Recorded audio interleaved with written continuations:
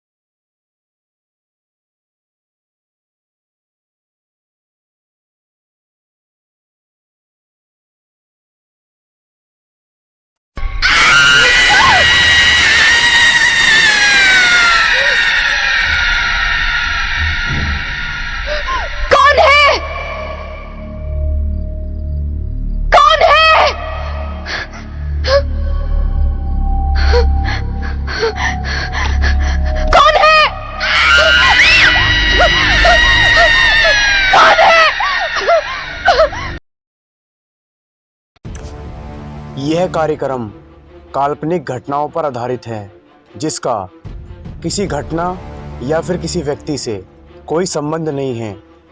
भूत प्रेतों और असामान्य वेशों के होने पर हमारा चैनल कोई दावा नहीं करता और ना ही कोई प्रोत्साहन करता है, मगर एक दावा करता है और वो है डर, जो कि सबको लगता है।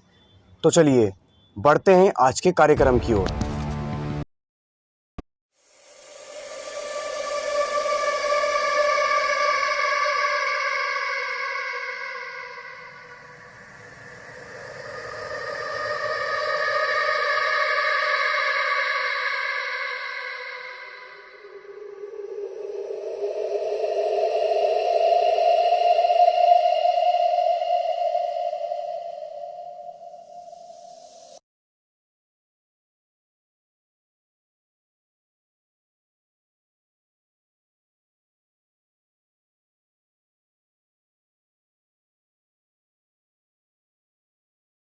उन्नीस 1930 की बात है।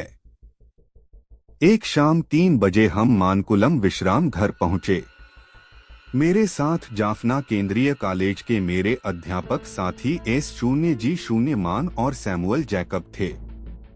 हमारी योजना जंगल में शिकार करने की थी। हमारे गाइड चिनैया हमें जंगल के बारे में बता रहा था।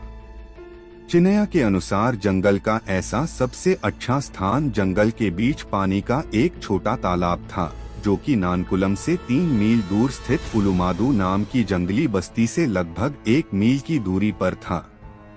लेकिन जब वहां जाने की बात आई तो चिनैया बोला, हम वहां नहीं जा सके।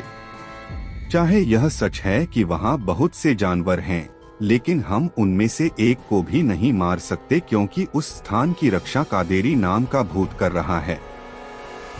जो भी व्यक्ति उस स्थान का उल्लंघन करता है उसकी मृत्यु हो जाती है। चिनैया उस वक्त अपनी रौ में था।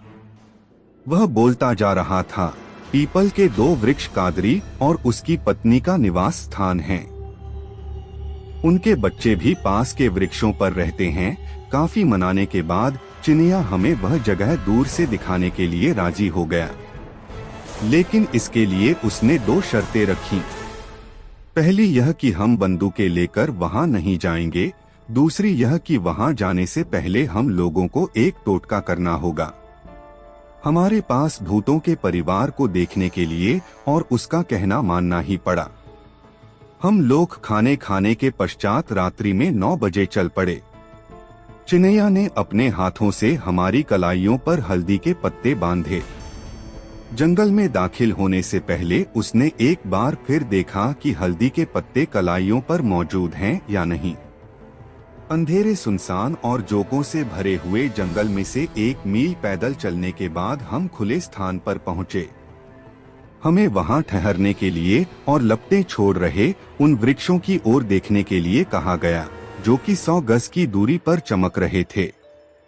चिनैया ने जो कुछ कहा था वह बिल्कुल ठीक था। वहां लगभग 30 वृक्ष थे, जिनके तने चिंगारियों की तरह चमक रहे थे। मैंने दूरबीन से देखा और जो कुछ मैंने देखा वह इतना सुंदर नजारा था जिसको मैं जिंदगी भर नहीं भूल सकता। सभी वृक्षों में से 2 वृक्ष इतने चमकदार थे कि उनकी बिना पत्तों वाली टहनियां भी साफ देखी जा सकती थीं। चिनैया ने बताया कि वे ही 2 वृक्ष हैं जिनके ऊपर कादेरी भूत का डेरा है। जैसे जैसे वर्ष बीत रहे हैं, उनके बच्चे और बढ़ रहे हैं। वह दिन के समय भी किसी को उन वृक्षों को पास नहीं जाने देते। मैं पास जाकर साफ और असली नजारा देखना चाहता था, परंतु चिनैया और मेरे साथियों ने एक कदम भी आगे नहीं जाने दिया। हम वापस चल पड़े, लेकिन मन ही मन मैंने निश्चय कर लिया था कि मैं दिन में आकर भूतों के इन परिवारों से भेंट अवश्य करूंगा। सुबह मैं अपने साथियों के विरोध के बावजूद उस जगह पर जा पहुंचा। वहां 2 पुराने वृक्ष थे, जिनमें से एक पूरी तरह और दूसरे का कुछ भाग सूखा हुआ था। दक्षिण की ओर बहुत से वृक्ष सूखे हुए थे, परंतु दोनों सूखे वृक्षों में पीला रंग इनसे भी ज्यादा था। मैंने चाकू की सहायता से वृक्ष का कुछ छिलका और लकड़ी काट ली और रेस्ट हाउस वापस आ गया। अगले दिन उस लकड़ी और छिलके को मैं जाफना कॉलेज की वनस्पति विज्ञान की प्रयोगशाला में ले गया। सूक्ष्मदर्शी द्वारा देखने से मैंने पता लगाया कि पीपल के छिलके पर पीला रंग एक विशेष प्रकार की फंगस के कारण पैदा होने लगा था। यह किसी भी प्रकार से कोई अजीब बात नहीं थी, क्योंकि संसार में बहुत से ऐसे वृक्ष हैं जिनके ऊपर फंगस पैदा होने के कारण प्रकाश पैदा होता है।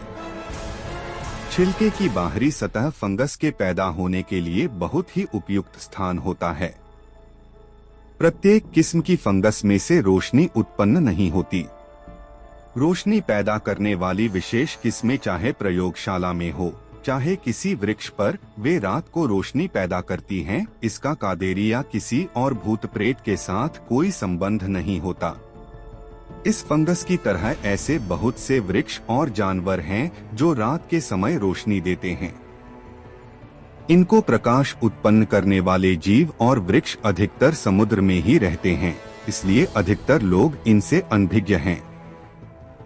पृथ्वी पर रोशनी पैदा करने वाले जीवों में से सबसे आम मिलने वाला जीव जुगनू है। कुछ और जीव भी घने जंगलों और अंधेरी गुफाओं में देखे जा सकते हैं। जुगनू एक भंवरा है, कीट नहीं। सिर्फ नर जुगनू ही उड़ सकता है। मादा जुगनू पृथ्वी से और वृक्षों से चिपकी रहती है। नर और मादा प्रकाश द्वारा एक दूसरे को अपनी ओर आकर्षित करते हैं। बहुत से बैक्टीरिया भी रोशनी देते हैं। गल रहे प्रोटीन जैसे मछली और मांस इत्यादि में ऐसे बैक्टीरिया उत्पन्न हो जाते हैं जो रात के समय प्रकाश पैदा करते हैं। न्यूजीलैंड में कुछ गुफाओं के भीतरी भागों में दीवारों के ऊपर इस प्रकार के बैक्टीरिया बड़ी मात्रा में पैदा होने के कारण रोशनी उत्पन्न हो जाती है, जिसे हम देख सकते हैं। कुछ कीटों के सिरों के ऊपर रोशनी के स्थान होते हैं। वे रात के समय जब चलते हैं तो इस तरह दिखाई पड़ते हैं जैसे कारें अपनी लाइटें जलाकर धीरे धीरे चल रही हों। भूमध्य सागर में एक ऐसा जीव होता है जिसके रहते हुए हिल रहा पानी ऐसे प्रतीत होता है जैसे चमक रहा हो। इस जीव को नॉक्टिल्यूका कहते हैं। समुद्रों के तटों पर यह जीव अधिक मात्रा में एकत्र होने के कारण ऐसे दिखाई देता है जैसे आग लगी हो। जिस प्रकार जंगली लोगों को प्रकाश पैदा करने वाले वृक्षों पर भूत प्रेतों का डेरा दिखाई देता है, ठीक उसी प्रकार ही समुद्री मल्लाह और मछुआरे भी पानी में से उत्पन्न हो रहे प्रकाश का कारण भूत प्रेतों को ही समझते हैं।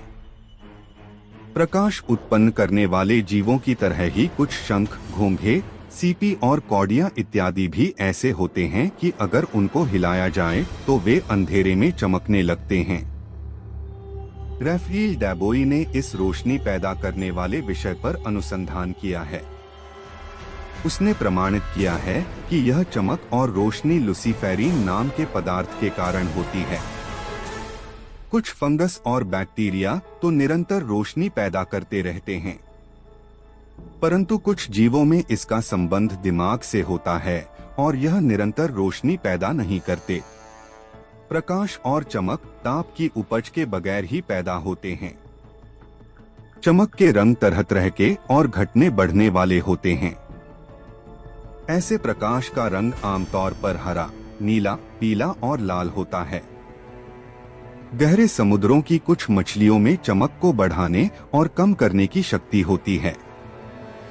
उरुमादू जंगल के पालू वृक्ष जल नहीं रहे थे, ये चमक फंगस के कारण उन वृक्षों से पैदा हो रही थी।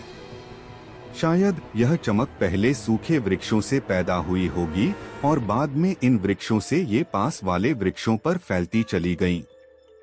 इसी कारण गांव वालों ने सोचा कि कादेरी प्रेत के परिवार के सदस्यों की गिनती हर वर्ष बढ़ रही है।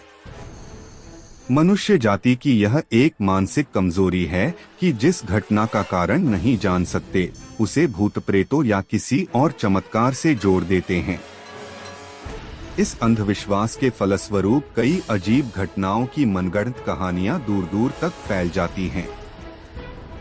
तो दोस्तों, आज की कहानी में बस इतना ही। हम उम्मीद करते हैं कि यह कहानी आपको बेहद पसंद आई होगी। अगर आपको कहानी पसंद आई है तो वीडियो को लाइक करें, शेयर करें और हमारे चैनल को सब्सक्राइब करें और साथ ही बेल नोटिफिकेशन को भी दबाएं ताकि हमारी हर वीडियो की नोटिफिकेशन आपको सबसे पहले प्राप्त हो सके। तो चलिए दोस्तों, मिलते हैं आपसे अगले दिन रात 10 बजे। तब तक के लिए आप लोग अपना बहुत ख्याल रखिए। कहानी को सुनने के लिए आपका धन्यवाद।